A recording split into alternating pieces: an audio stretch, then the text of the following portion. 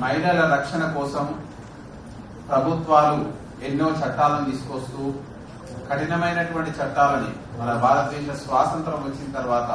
ఎన్నో చట్టాలను తీసుకొస్తూ ఈ రోజు మహిళలు ఏ రంగంలో కూడా ఎవరికి కూడా తీసుకోని విధంగా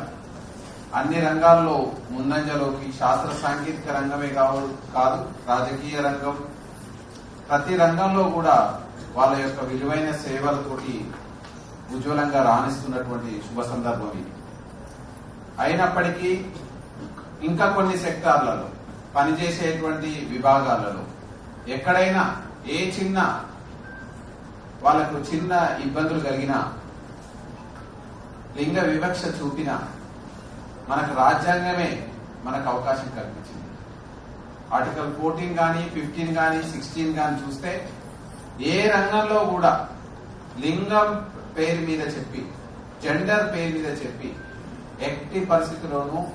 వాళ్ళ యొక్క సమానత్వానికి కానీ వాళ్ళు ఏదైతే పొందడానికి అవకాశం ఉందో ఆ రంగంలో వాళ్ళు ముందుకు పోవడంలో కూడా ఎలాంటి వివక్ష అనేది తావు లేదనేది మనకు సుస్పష్టంగా తెలియజేయడం జరిగింది.